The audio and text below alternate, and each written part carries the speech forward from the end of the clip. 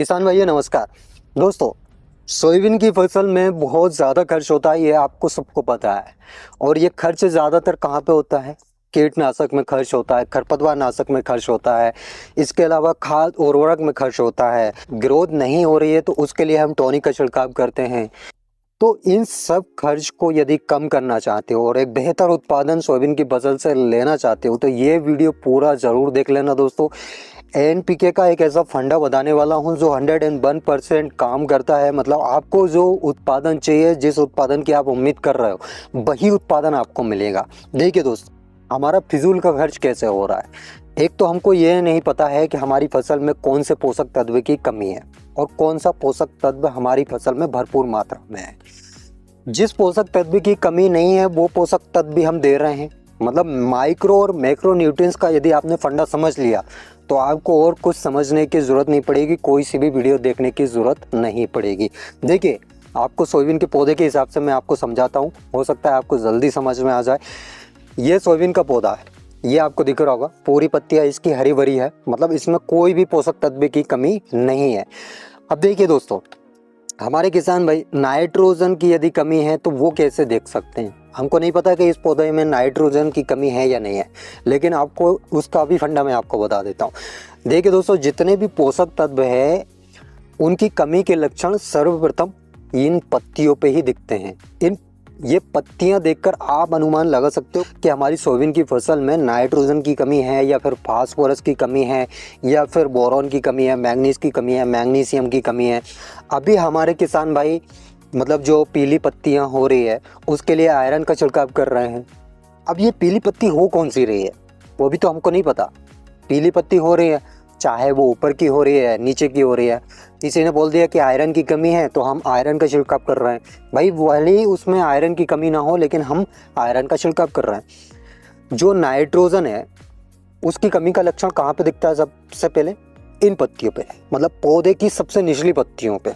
Nitrogen, phosphorus, potash, इनके लक्षण सर्वप्रथम पौधे की पुरानी पत्तियों पे दिखाई देते हैं। मतलब कोई भी सिम्टम आ जाएगा, या तो पीली पड़ने लगेगी या इन पे कोई भी चिन्ह आ जाएगा, तो समझ जाना हमारी जो सोयाबीन की फसल है उसमें नाइट्रोजन की कमी है और अब इसमें हमको नाइट्रोजन का छिड़काव करना है। फास्फोरस की कमी है, उसके लक्षण भी सबसे पहले इन पत्तियों पे दिखाई देंगे। पोटास की कमी है, उनके भी लक्षण इसमें दिखाई देंगे। अब जो मैग्नीशियम, आयरन, कॉपर, ये सब, इन सब के लक्षण कहाँ पे दिखाई देते हैं? ये ऊपरी पत्तियों पे, मतलब सोयाबीन की ऊपरी पत्तियों पे ये पीली पड़ना स्टार्ट हो जाती है। यदि ये पत्तियां पीली पड़ रही है तो आप तुरंत समझ जाना हमारी सोयाबीन की फसल में मैग्नीज की कमी है या फिर मैग्नीशियम की कमी है या फिर आयरन की कमी है। ये है फंडा। इस हिसाब से आप अपनी सोयाबीन की फसल में पौधा देखकर अनुमान लगा सकते हो। देखिए दोस्तों, बहुत ही इम्पोर्टेंट चीज़ है और ये चीज़ यदि आपने समझ ली तो आपको एक बेहतर उत्पादन लेने से कोई भी नहीं रोक सकता इस बार सोयाबीन की फसल में। और आपके जो फिजूल के खर्च हो रहे हैं सोयाबीन की फसल में वो भी नहीं होंगे।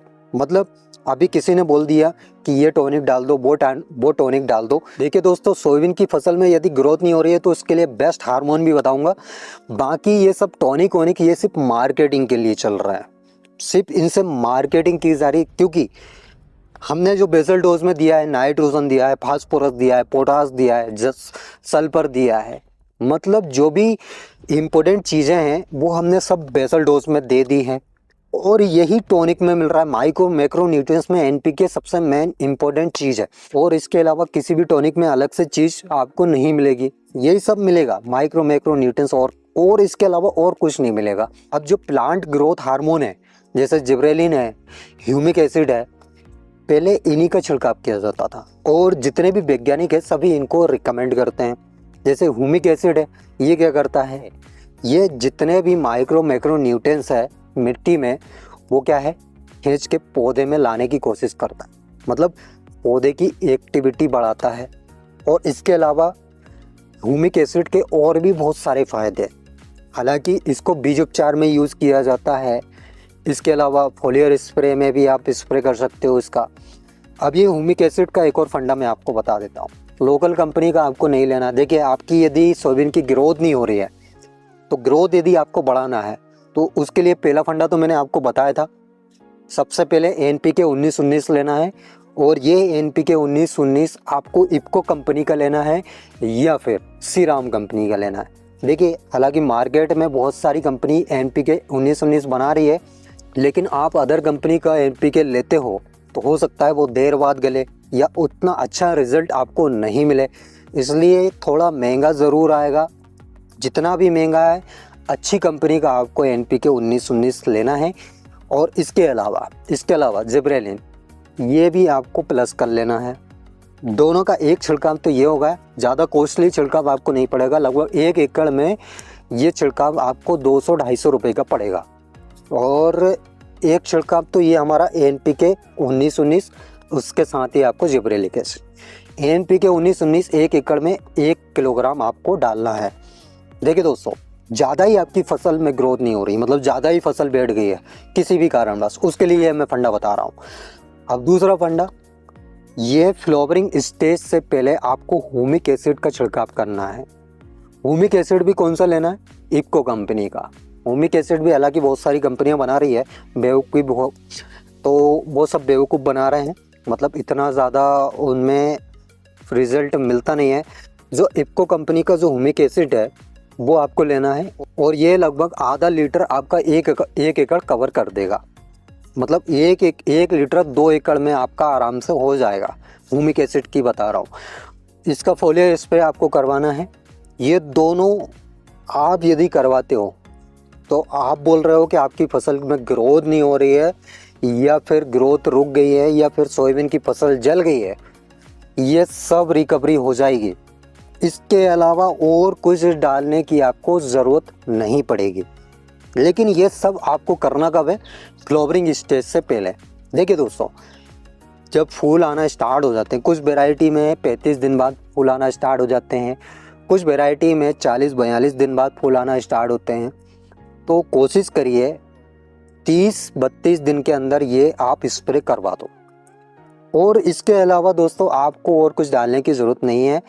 नाइट्रोजन यानी यूरिया का छिड़काव हमारे बहुत सारे किसान भाई कर रहे हैं, बार बार यूरिया का छिड़काव कर रहे हैं, तो मैं आपको बता दूं आप सबसे बड़ी मूर्खता कर रहे हो।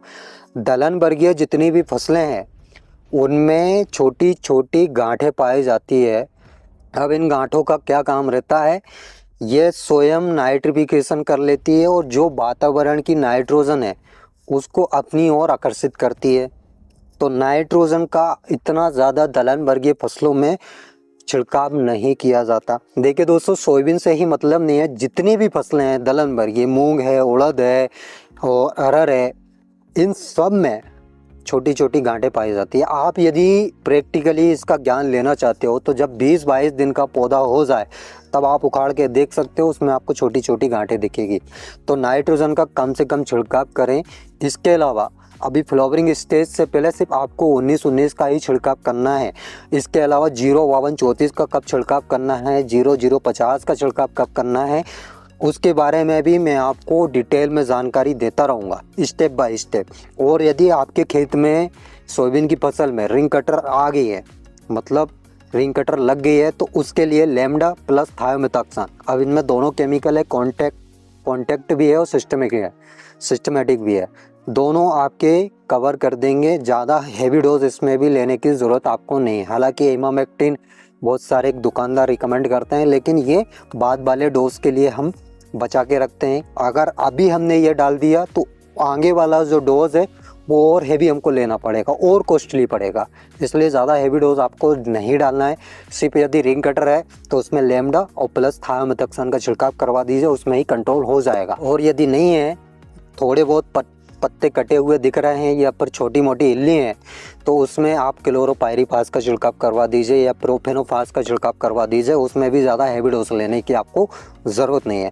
देखिए दोस्तों, हमारा सिर्फ और सिर्फ मकसद यही है कि हमारे किसान भाइयों का खर्च कम से कम हो और उनको मुनाफा ज़्यादा से ज़्यादा मिले, मतलब उत्पादन बढ़े और खर्च कम हो।